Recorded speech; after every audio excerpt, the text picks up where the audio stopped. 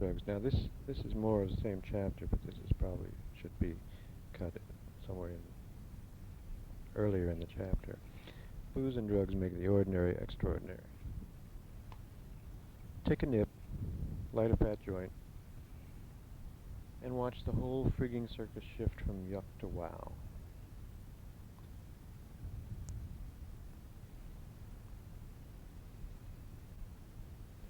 This is the essence, the secret. I don't like my reality raw. Give me a screen, a shield, a sieve. Pull the shades, Doc. And stick that morphine needle in my butt and give Nurse Swenson my room number. And as for sex without drugs, are you kidding? Kidding?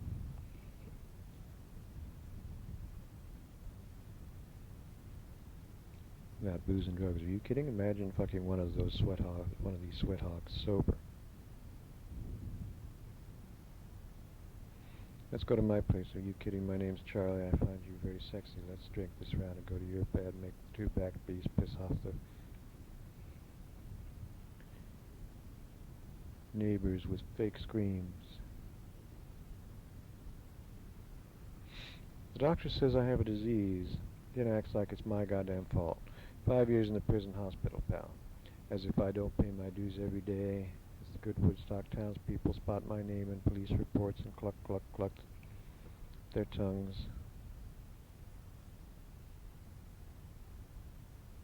Smug and full of pity as I dig myself deeper in this sick black hole of desire.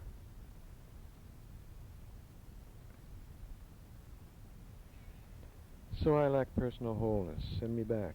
Recall my poor tired ass. Take out the junkie gene. Leave me drinking root beer floats, watching Channel 10. Take out the sex gene too. Make me smooth down there like a Tibetan doll. Don't I wish?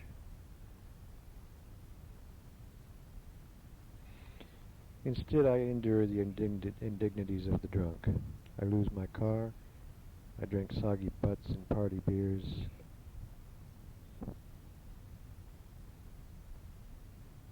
I pass out in front of my students. I wake up on a train to Toronto instead of Tribeca. I become Woodstock gossip, a town joke. Hey Charlie, if you're so smart, how come you're drunk, lonely, and fucked up? I heard you smashed your car, lost your camera bag in Mexico. What a jerk, ha ha. I pour another drink and laugh. Yesterday I saw a punk in leather jacket that said Born Dead on the back, and I thought, you said it, pal. I came to these woods to flee New York and find myself, and now I know my source, my own true center. My core is mad with dancing flames where pain is gone, every hole is filled, and nothing counts except this bottom of the bottle, stoned out bliss. Hello, my name is Oblivion. 37 is a Patty O'Connor chapter, where I'm going to cut in all my old treatment notes. She shows up unannounced. I should just do an AA questionnaire. This deals with excuses and denial. Do you feel you're a normal drinker? Blackouts. Does your wife, husband, girlfriend ever complain about your drinking? Can you stop after one or two? Do you ever feel bad about your drinking? Are you ever able to stop when you want to? Always able to stop when you want to? Have you ever gotten into fights when drinking? Has drinking ever created problems with your husband, wife, boyfriend? Or have they ever told you to seek help about your drinking? Have you ever lost friends or husband, wife while drinking because of drinking? Ever get in trouble at work or lose job because of drinking? Ever neglect obligations, family, or work for more than 2 days in a row? Liver trouble, cirrhosis, DT, severe shaking, voices, hallucinations? Ever sought help? Hospital detox treatment or psychiatric unit? Your friends or relatives think you're a normal drinker? Ever limit your drinking to certain times and places? Ever drink before noon? Ever been arrested for drunk behavior? Ever been arrested? How many times? Okay, 38. Another drink, smiles KK. By all means, I agree. The day is cold, sad, but we are snug in a fern bar off Columbus. A cute waiter fusses over us like some mother hen. The lunch is Italian and expensive, but KK has her gold card, and we sit drinking top-shelf cognac courtesy of Porn Week Productions, Inc. KK edits Porn Week Letters, a pocket-sized stroke book composed entirely of erotic letters, recycled artwork, soft-core glossy photos. The letters follow a strict formula and are written by freelance hacks at $100 $100 a whack. It may be cheap drugstore porn, but Porn Week Letters nets KK 60 grand a year, plus cocaine and limo fucks. And who would guess that this pale Catholic girl, strawberry hair swept up in a furry fancy Edwardian drift, was actually a hell-on-wheels boozer, doper, and fistfucker extraordinaire. That she has her sturdy hook eyes screwed permanently in the floor astride her bed for rigid bondage scenes. That she's an acknowledged mistress of the writing crop, this dominatrix to the stars, with a long list of celebrity clients and a growing reputation. Flown first class to Vegas to fuck a sheriff with his own six-gun partner. And get this, KK can't swing past 3 a.m. on Saturday nights because she sings early mass on Sunday mornings.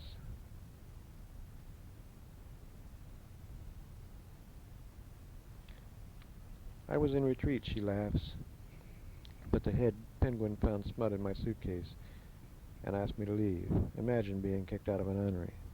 The cutie pie waiter overhears and breaks up as he serves fresh drinks. We clink snifters and sip our third double cognac.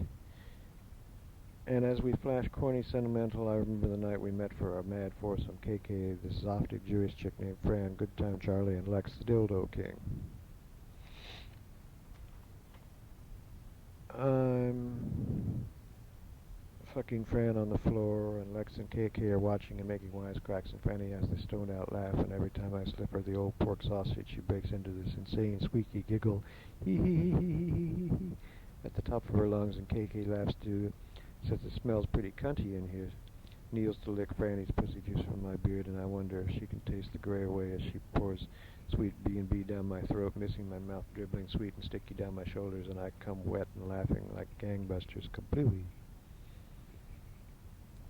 KK, why don't you call in sick? We'll round up some bad girls and do a scene, okay? The corners of her mouth form a sick little smile. She nods. Hold the fort, Charlie. I'll be back.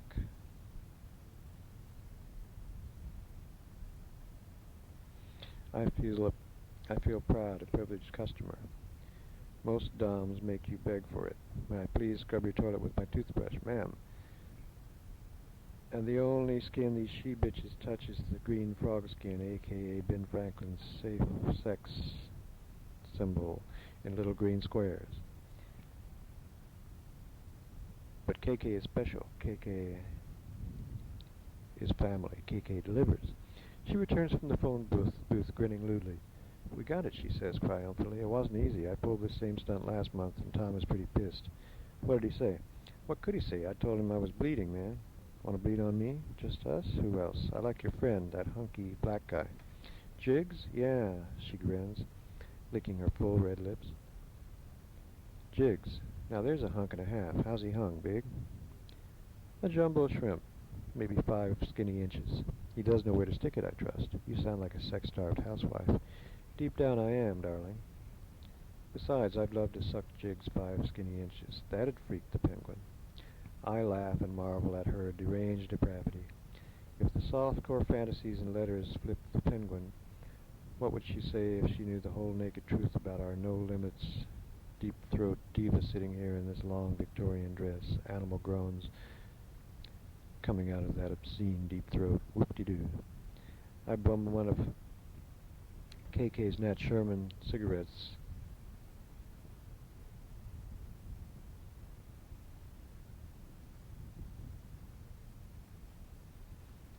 And she fires it with a black leather lighter, and we sit smoking and scheming the scene, planning the scene.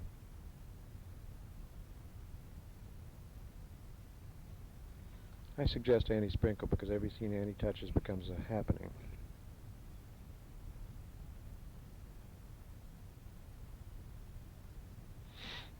With rubber bras and nipple rouge and spiked paddles and leather teddy bears and God knows what from her famous erotic fantasy toy box. But VK says no, she and Annie had a big knockdown, drag-out, hair-pulling catfight on the floor of the Crisco Disco. Bad blood? Yeah, she suggests Sister Mary Veronica. I clean my jeans at the thought, for Sister Mary is absolutely the dirtiest girl I know. I mean, Veronica is this red-hot dream fuck, this pint-sized pork chop who hangs out at the kinkiest clubs, taking on strangers 3 at a time, And not on the pea-stained mattresses in back either, but right up front by the bar where slumming jerks from Jersey yawn and act bored.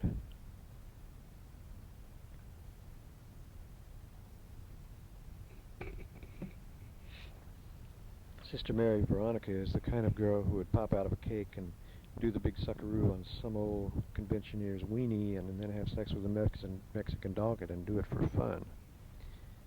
Okay, Sister Mary for sure. Good, giggles BK. Now we must try Jiggs. He's shacked up with this chick. Get her too. Say we've got coke and smoke. Tell her to wear crotchless panties. She'll get the drift. Okay, who else? You know Trixie? Trixie? She's top drawer. Trixie? She's top drawer? Strictly. Cute? Would I lie? Kinky? To the toes. I smile. See you in hell. 39. Half-looped, we wander Broadway arm in arm. KK waves her riding crop and yells for a cab. A battered checker spots us and shuts off 3 lanes of snarling traffic to screech at our feet.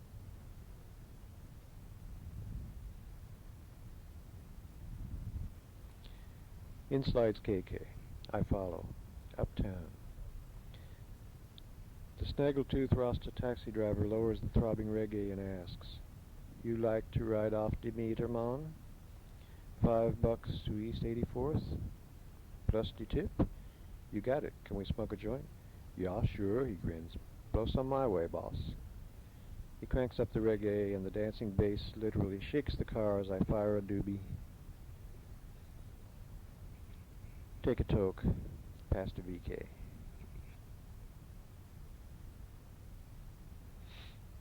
KK does a fancy French inhale and passes to Rastaman. Rastaman sucks like crazy and passes back past his gold hooped ear.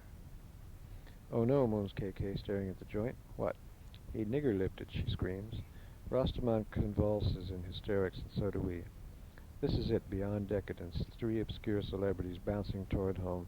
3 21st century foxes stoned in urban mutantville. Somehow I thought the world of tomorrow would be like Disney on ecstasy. Instead we get Natty Dread stoned to the gills, blasting "I Shot the Sheriff," roaring 60 miles an hour through pothole streets. I toke again, past to a grinning KK. Hold on tight. Go with the flow, Joe. Outside our cannabis space capsule, the real world rushes by. A da-da joke. Death is near and I feel my body screaming adrenaline alert as the pot smoke dances in my brain and sex juices are flowing. KK's hand is rubbing my thigh and I know this is what I want. The sweet golden now, the sweet rush of giddy intoxication, these weird warped energies tingling my toes. Yow. At KK's we screech a prayer of thanks and I give the dude $6 for the ride of a lifetime. We step out laughing.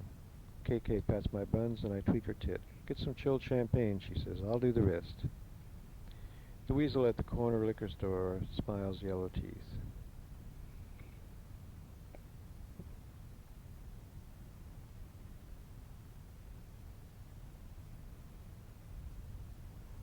Case of Corbel? We ain't got it cold, mister. Take a cold bottle from the cooler.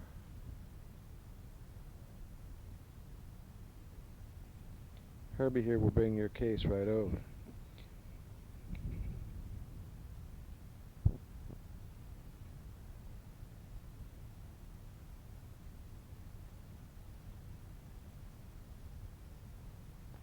Herbie baby's a bright-eyed 60-year-old gopher. I imagine Herbie wheeling a load of bubbly into our orgy scene, fish eyes popping as Sister Mary Veronica sets her tits on fire. Pop, pop my cork, Herb. My heart pounds as I walk the long carpeted hallway to KK's. It's Friday. I got money in my pocket, bottle of champagne, hot scene ahead.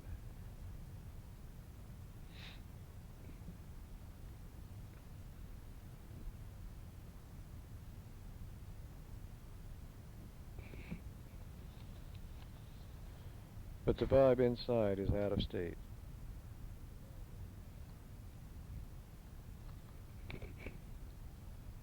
All wrong.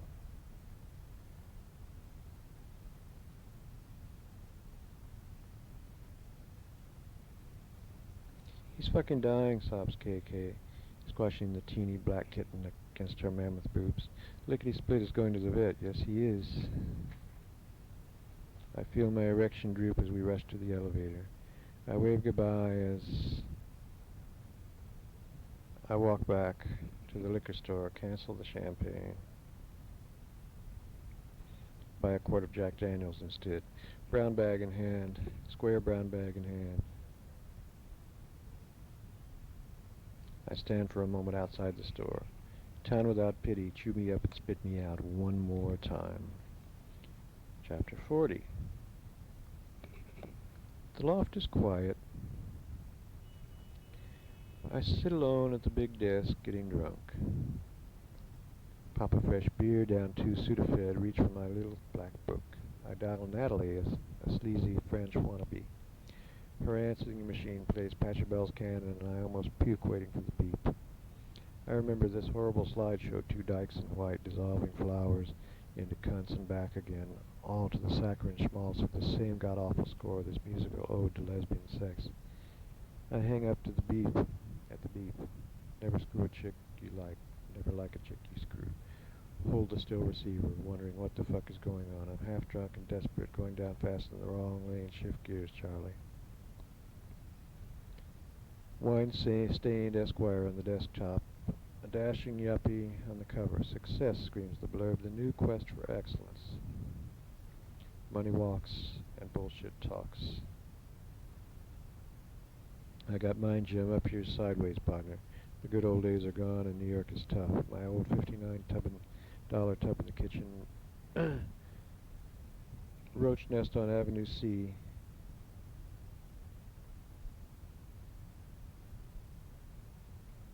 Costs 10 years' pay plus maintenance. Nowadays, money matters more, and with it all the pretentious bullshit. How I envy Fibber, beer belly, flopping, no idea of moderation whatsoever. No consciousness at all. No fruit and fiber bullshit, no pretension. None of it. Just walk this white line. Sir, better get some coffee. Now, get on home. Now it's name, date of birth, social security number, insurance, registration, license, breathalyzer, piss test, blood sample. This way, please.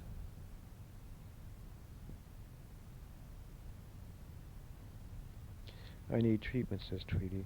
I must learn to control my schizophrenia, says Marco. I look like an old hippie, says Sister Mary Veronica. Watch it, Pops,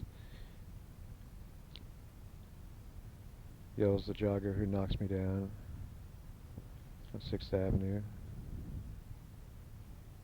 I mean, how many jerks can jump up my asshole at once? Get off my back, I'll do as I goddamn please. Well, I gotta be me, I am what I am. I stare again at the dashing yuppie with perfect teeth, perfect tan, perfect wristwatch, perfect suit, perfect power tie, and I know he's porking plenty of grade 8 prime while I'm sucking up sour mash and whistling, sucking up sour mash.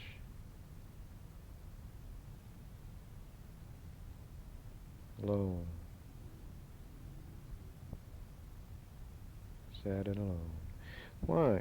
My realities are just a tad different. A greedy landlord, surly niggers on the stoop, piss bums on the corner, walking ruin at a donut university, me chasing dumb secretaries around the loft with my pants down, pacing that surly bitch at the office of loft enforcement, plus death threats, and a blur of ugly tattoos and assorted assholes, etc. Legal papers, cockroach spray, crazy 80 commercials, and a red-haired party girl who doesn't fuck. What's new? Whispers John Coltrane sax on the stereo. Shit happens is what's new. Holes in my goddamn aura is what's new.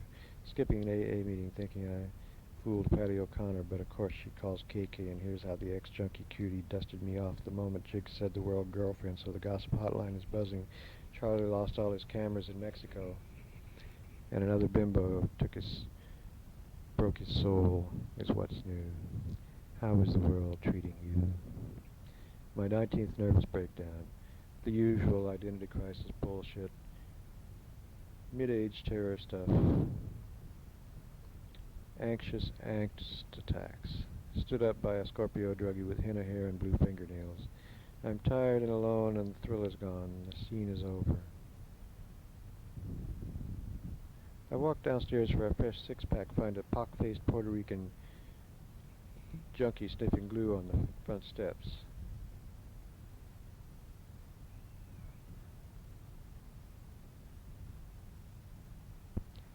Jack's restaurant spews the ever-present stink of roast pork from the exhaust fan, and even the piss bums on the corner look better than the terminal ghouls at Donut University. Into La Gloria, the mom-and-pop bodega, 6 of Bud, tall ones, 3 packs of Camels, bag of Doritos, 10-course meal.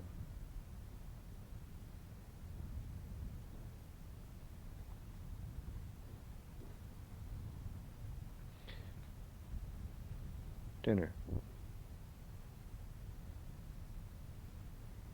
Plus a TV guide, my engagement book. Perfect.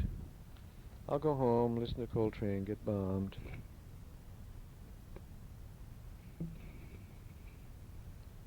And puke Doritos. Or maybe I'll connect and actually score some prime slime, stumble out at dawn half drunk to Lo siento, Pedro, I've lost my censure. Truth is, Pedro, I've lost my ass. How many more rides on this crazy merry-go-round? Is this it? Back past the fluorescent hell of Donut University and the smell of burnt pig and exhaust, past the nodding Puerto Rican gluehead and up the steps. Inside I bolt the door trembling. I pop a fresh beer, open my daybook. Regard the first name with the slow deliberateness of a half-juiced professor. Jerry Adamson, my old college pal, civil rights worker. Now Jerry says half the people in the USA should be lined up and shot, and means it. Carol Abramson tells me not to smoke pot at the kitchen table and grills me about Jasmine and says she bets I get a lot of mileage from my smile. Connie Ash only wears black, only sees others who wear black. Says Charlie McGee is sold out and doing porn. Great. Ulster County wants me to pee in a bottle, and the New York Underground would have me open a vein. So much for the A page. Last night I watched Wild Kingdom, a show about scientists saving endangered wolves by locking them in zoos, tattooing numbers on their ears. Later they were fixed with radio collars and released. I too am endangered, and I see myself in 5 years strapped to some computer, some electric ankle bracelet.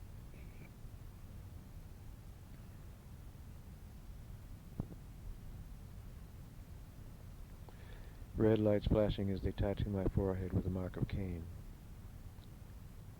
I walk to the John and piss a steady stream. Take me, boys, I'm yours. You don't buy booze. I don't buy booze. I only rent it. Ha-ha. Jump off the bridge and be done with it. Fucking A. Jangle to the phone. I zip and walk to answer. It's Dr. Bob. He is Boku wired. Hey, Bobby. It's TGIF, Charlie boy. Let's go get stoned.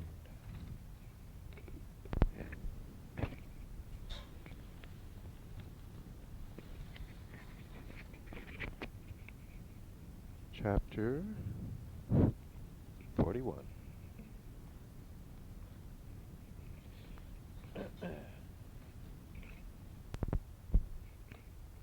Dr. Bob smiles Dr. Bob smiles drunkenly. Well, Charlie, he says, keeping your noodle greased? Come in, pal. Jiggs and Mojo are here. Jiggs laughs bug-eyed as he offers a fat joint.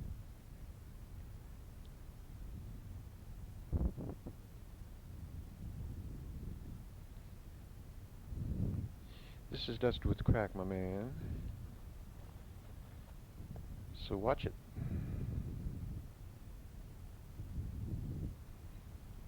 Mojo passes an orange plastic vial of Valium. Blue 10 milligrams.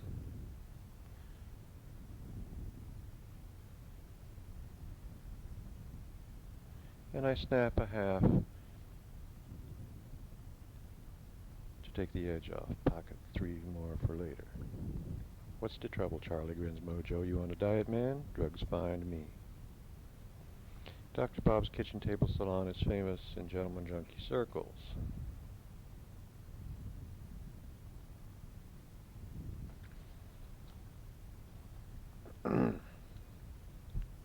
Famous blues musicians, bad boy photojournalists, stoned out writers share food and booze and dope around the scarred oak table, and I among them.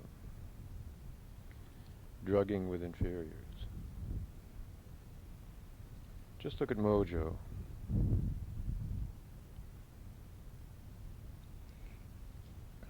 Mojo is a Mexican, whatever you got, he's okay, friend, junkie from Oakland by way of Avenue D.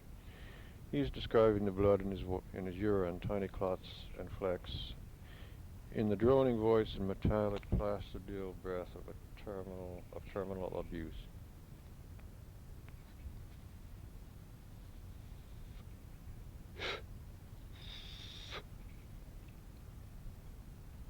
Big fucking deal of the week, says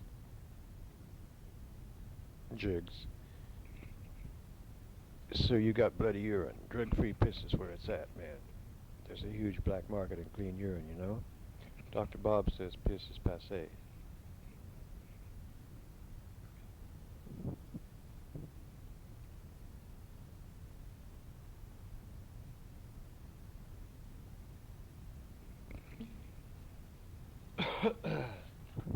He knows a hospital guy sells psycho blood. Most incredible trip this side of Bellevue psycho blood.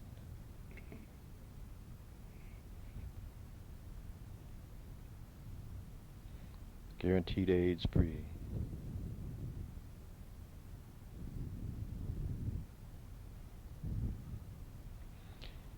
I took the joint and kapow, I am toasted to the teeth. Stoned again, I passed the J. There are raw scabs on Mojo's knuckles. Jigs smiles madly. So what's shaking, Jigs? Weird things, man, he grins. I totaled my taxi. Totaled the fucker. So I've got this whiplash case going, you know. My lawyer says I gotta build my case. Build my paperwork. So I see all these fucking Medicaid croakers, man. You know, X-ray and massage shit. Crazy, huh? Goofy stoned, I navigate my way to the bathroom.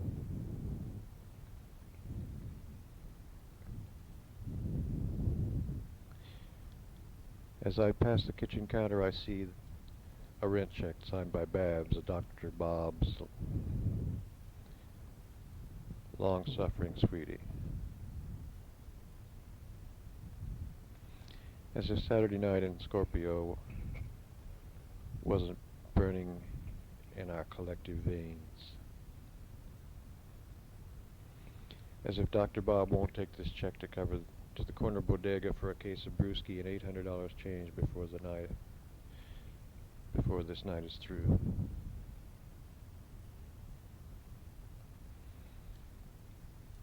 Dr. Bob.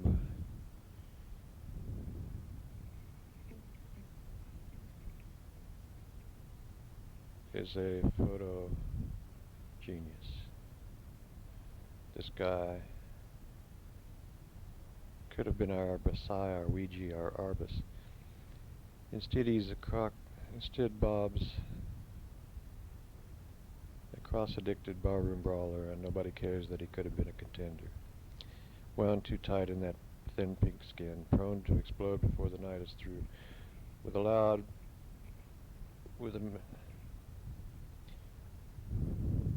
a shrieking madman laugh that says it all. What a fucking joke.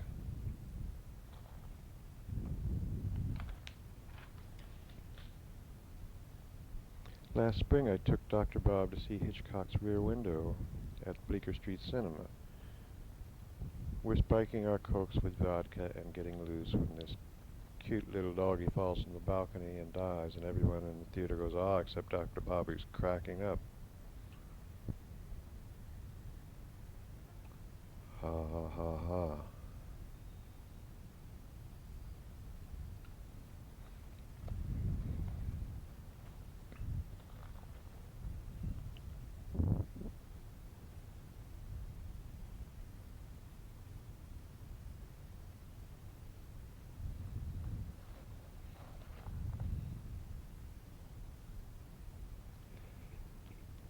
A woman turns and hisses, shut up, but Bobby's drunk and flying. Ha ha ha, the pooch fell off the porch, man.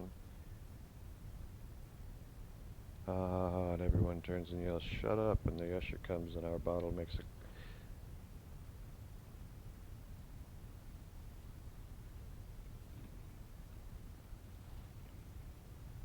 And our bottle breaks as it hits the concrete floor and we get the bum's rush.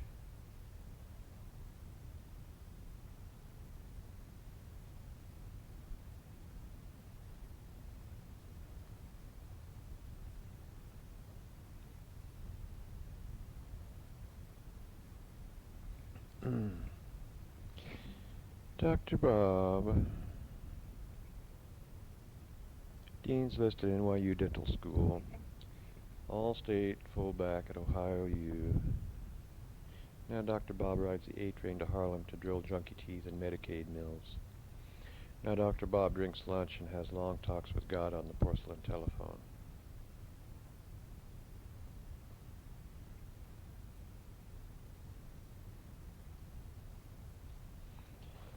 Chiggs here has a master's degree in psychology and philosophy from Yale, and now he's crashing cabs, smoking crack, and drinking psycho blood with the hoi polloi. Chiggs should be cooking mushroom omelets and screwing Bennington girls.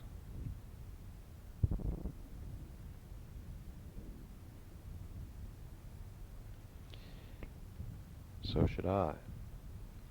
We are bound by the algebra of need.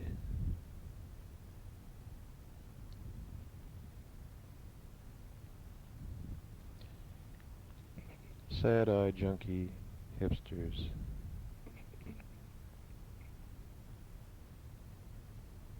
Gone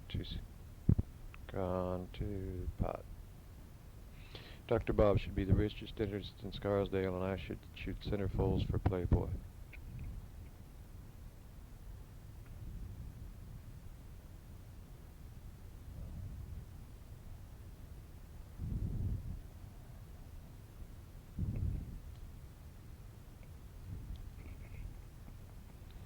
Instead, we blew it.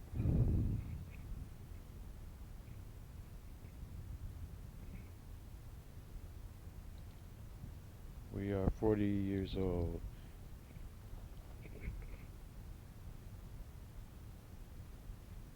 And we are finished. And we know it.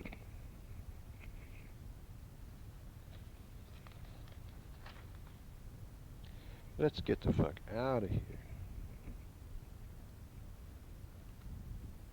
says Dr. Bob before Babs comes home. The mood is smiling rascal panic as Dr. Bob grabs the rent check and I see Mojo pocket the orange plastic Valium vial.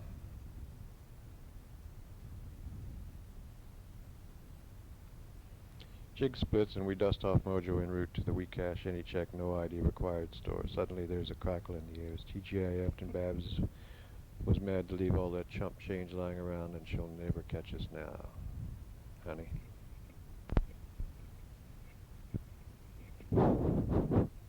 We cab it to the Santa Claus Bar, oh, this is chapter 42. We cab it to the Santa Claus Bar on 44th Street and order drinks.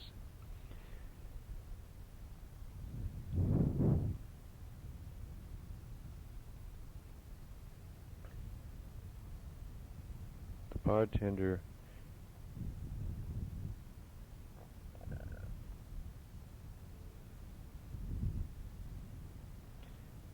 is dressed as Santa Claus.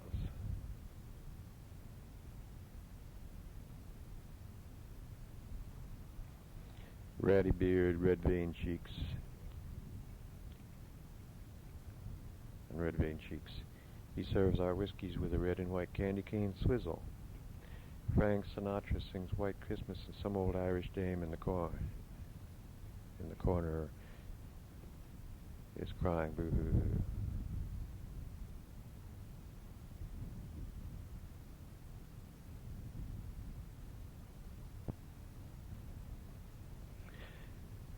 I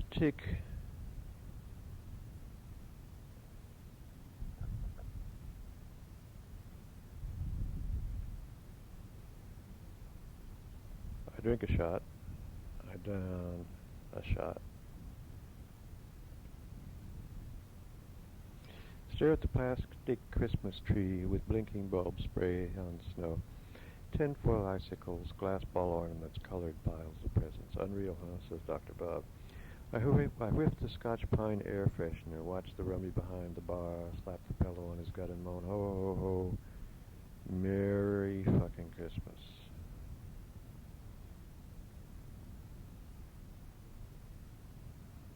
Frankie Boy sings Where the Tree Tops Glisten and Children Listen.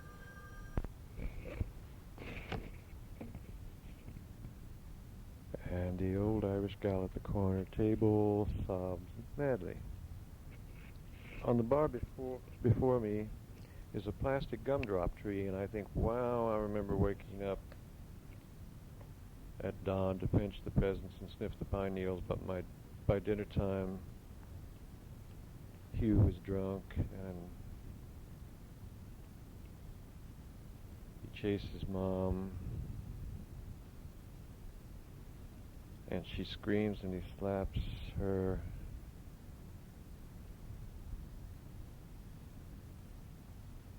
As he staggers into the Christmas tree and steps on my presents, and I spend Christmas night alone in a shitty cheap motel aged 13.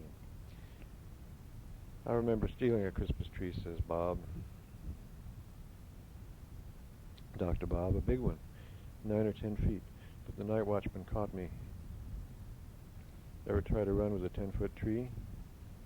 I see AA medallions nailed to the wall.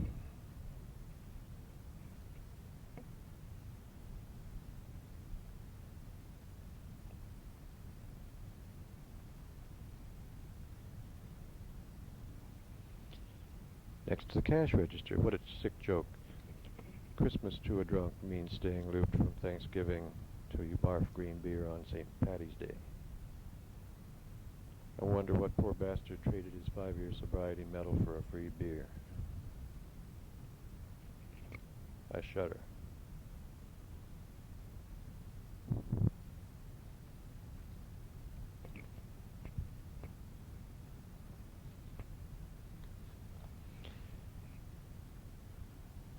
There but for the grace of God.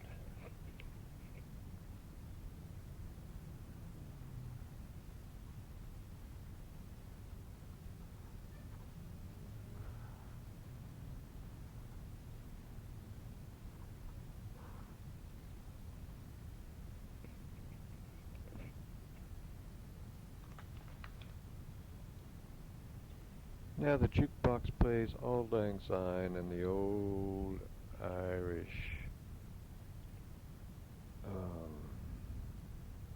sot quivers like jello, boo-hoo-hoo, and Kris Kringle blows a tin horn and throws confetti. New Year's Eve, laughs Dr. Bob. Amateur night, man. Ha ha ha. I got tossed out of here once. One of these rum-dum Santas puts the arm on me, says I'm too loud. I pop him in the nose. What a fucking trip. Hitting Santa, man. Dr. Bob, say what? New York is weirding me out. Let's go to L.A. La La Land? Are you fucking kidding me? What in God's name would we do? Get fucking mellow? Forget it, pal. New York is like 10 people sleeping in the same bed. Beats sleeping alone. Wanna glide? Next stop is a sleazy topless bar on 8th Avenue. We sit next to the teeny stage. Except for the red spotlight illuminating the chubby stripper, the bar is pitch dark. I photographed here once, says Dr. Bob. The girls loved it, man. The stripper smiles and squats to stick her fat ass in Dr. Bob's face. He smacks her stupendous black tush and she pulls away laughing. We order beers from an ugly topless waitress. She brings 2 Schaefer Stubbies and says, $6, guys. Pig's cocks, grins Dr. Bob. What? Pig's cocks, these little stubby bottles. Pig's cocks. Dear Miss Tweedy, I'm smoking pig's cocks and drinking angel dust with my dentist friend, and our waitress has tits like chocolate dog ears.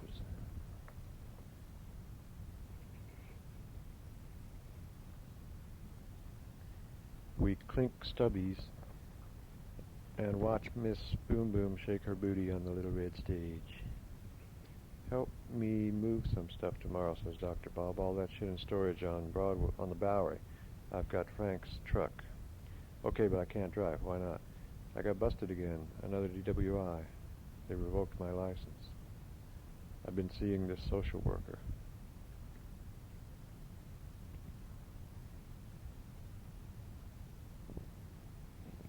For what? She's evaluating me. They're going to stick me in some treatment program.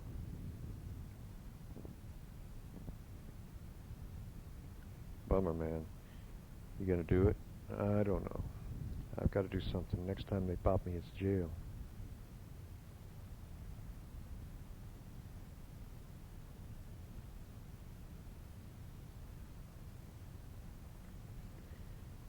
You need a chauffeur, Charlie. Hey, Hot Lips, bend over, I'll drive.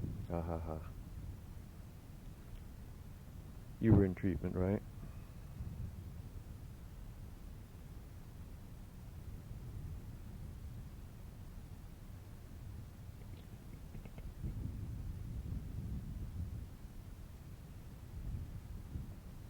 Once, right?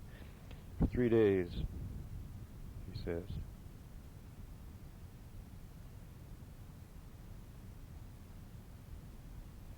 It was horrendous.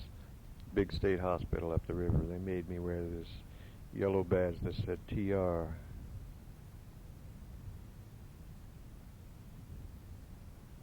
Treatment resistor. There was this fucking drill sergeant with a whistle, man, who used to march us to AA meetings in the town at night. What a trip, just like Cuckoo's Nest. Our building was all Alkies.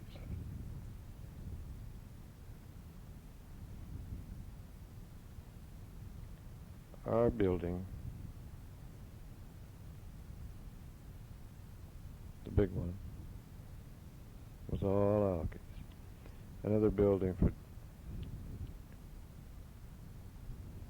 there was another building for druggies and one for the psychos, and one for psychos and one for wet brains. Looney Tunes, pal. I'd rather take my chances on the streets. Yeah, I hear you. What a year. Everybody on my case. Christ, last month I'm buying a dime of pot in Washington Square Park. And this jive-ass crack dealer says I look glassy-eyed. And I say, hey, I'm copping drugs in the park, man. Well, what do you expect, Jane Fonda?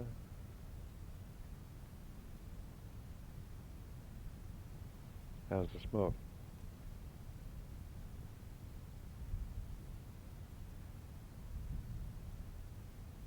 How was the smoke? Great stuff. I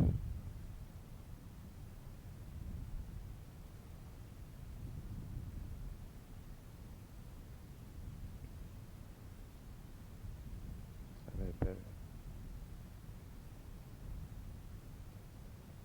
One joint per drink? Let's do it.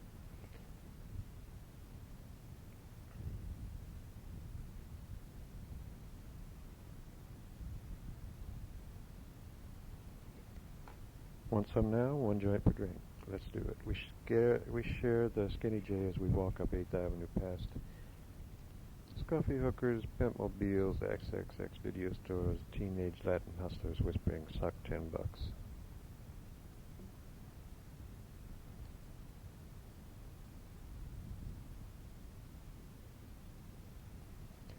Up across 57th, the Russian tea room. Holy shit. The booze, the smoke, the Valium are doing their thing, and the day has become one gigantic goof. The Russian fucking tea room. The waiter is this ancient guy in a ridiculous red uniform. He sees we're stoned and starts to seat us in Siberia. "Hey, pal," says Dr. Bob, slipping him a 20. "We want that table by the bar." Wow. Shining samovars, string quartet in tuxedos, waiters in red tunics, red gold pom-poms on the Baroque lampshade, drinks with weird names. "Ivan the Terrible's good," says Dr. Bob. "That's chilled stoli with green chartreuse. Here's a killer, Rasputin's Revenge, vodka, white rum, gin, tequila, triple sec, sour mix, and Coca-Cola. Are you man enough?"